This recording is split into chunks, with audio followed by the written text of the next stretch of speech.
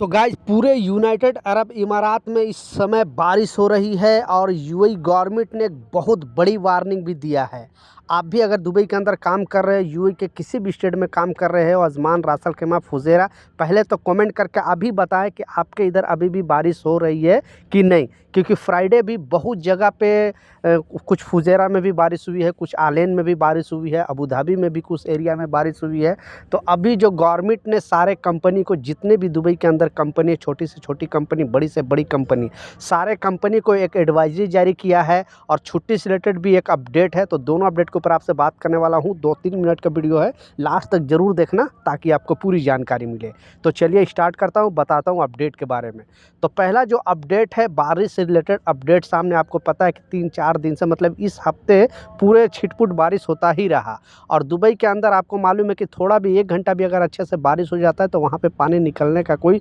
रास्ता नहीं है। अभी अगले साल 2024 में बहुत ज़्यादा बाढ़ आया था। इस वजह से दुबई गवर्नमेंट ने एक बहुत बड़ा मेगा प्रोजेक्ट लॉन्च किया था और इसमें बताया था कि अब ऐसे जगह बनाएंगे जैसे एयरपोर्ट, जैसा आपको मालूम कि एयरपोर्ट में बहुत ज़्यादा पानी भर गया था, मेट्रो स्टेशन में बहुत ज़्यादा पानी हो गया था, मतलब पूरी तरह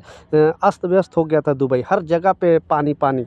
तो दुबई गवर्नमेंट ने अब काम स्टार्ट कर दिया है और बारिश निकलने का जो रास्ता है वो बनाना शुरू कर दिया है। जैसे पहले होता था 1 घंटा अगर बारिश हो जाए तो आपको पानी निकलता ही नहीं है, तो पूरा 2 दिन 3 दिन जाम रहता था, मोटर से निकाला जाता था पानी, लेकिन मोटर से कितना पानी निकल जाएगा, काफ़ी टाइम लगता था। तो प्रेजेंट टाइम में जो अभी इस वीक जो बारिश हुई है, जितने भी छोटी से छोटी कंपनी, बड़ी से बड़ी कंपनी, सारे कंपनी को दुबई गवर्नमेंट द्वारा और यूएई गवर्नमेंट द्वारा, सेंट्रल गवर्नमेंट द्वारा जो एडवाइजरी जारी किया है। और आप किसी भी स्टेट में रहो, ऐसा नहीं आप अजमान में हो या फिर फुजेरा में हो तो अबू धाबी वाले को लोग के लिए एडवाइजरी नहीं, पूरे जितने भी 7 स्टेट है, 7 स्टेट वाले को एडवाइजरी जारी किया है और बताया कि जहाँ पे भी कामगारों को अगर सुरक्षा के लेकर कोई भी संदेश है, यानी सुरक्षा के लेकर अगर कोई भी वहाँ पे कुछ प्रॉब्लम है तो आप वहाँ पे उस कामगार को, वहाँ पे कामगार लोग को वहाँ पे काम पे ना भेजें। और 2 दिन पहले भी आपको बताया था कि जैसे फॉग की वजह से, मौसम की वजह से या कोई भी प्रॉब्लम की वजह से अगर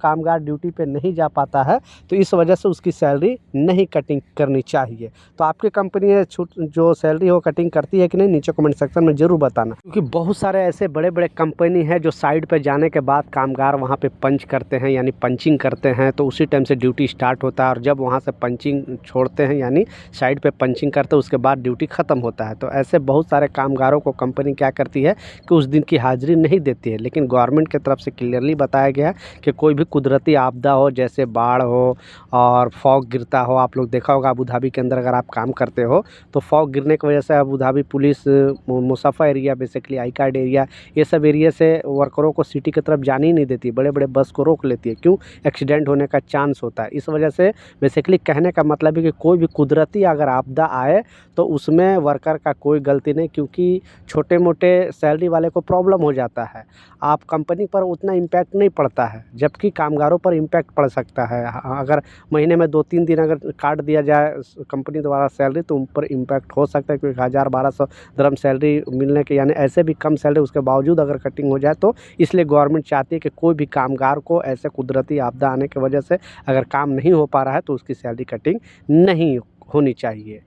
लास्ट जो सबसे इम्पोर्टेंट अपडेट है, छुट्टी से रिलेटेड एक बहुत बड़ी खबर सामने आ रही है। 2 दिन पहले भी लोगों को बताया था, क्योंकि जो प्राइवेट सेक्टर वालों को भी छुट्टी का ऐलान कर दिया गया है और गवर्नमेंट सेक्टर वाले को भी छुट्टी का ऐलान कर दिया गया है। और पूरे ये यूएई में रहेगा, क्योंकि ये जो छुट्टी का ऐलान किया गया है, पहले सरकारी कर्मचारियों को छुट्टी का ऐलान किया है और ये 1-2 नहीं, पूरे 4 दिन की छुट्टी का ऐलान किया गया है। जो भी गवर्नमेंट सेक्टर में काम करते हैं उन लोगों का छुट्टी जो स्टार्ट होगा, यानी 1 जनवरी से स्टार्ट होकर 4 जनवरी तक ये छुट्टी चलेगा। और न्यू ईयर की छुट्टी तो हर साल होता है 1 जनवरी को, तो उस दिन तो 1 जनवरी को छुट्टी आपको ऐसे मिलेगा, दोनों सेक्टर वाले को, प्राइवेट सेक्टर वाले को भी और पब्लिक सेक्टर वाले को, यानी गवर्नमेंट सेक्टर वाले को भी और जो ऐसे छोटे मोटे कंपनी में काम करते हैं, आपका प्राइवेट सेक्टर है, उन लोगों के लिए भी मिलेगा। लेकिन 2 तारीख को गवर्नमेंट सेक्टर वाले को कहना है कि आप रिमोट से वर्क कर सकते हो, यानी घर बैठे काम कर सकते हो। और 2 छुट्टी एक्स्ट्रा जो ऐसे छुट्टी मिलता है, आपको मालूम है कि फ्राइडे और सैटरडे उन लोगों को ऐसे भी छुट्टी मिलता है, तो टोटल उनको 4 छुट्टी मिलेगी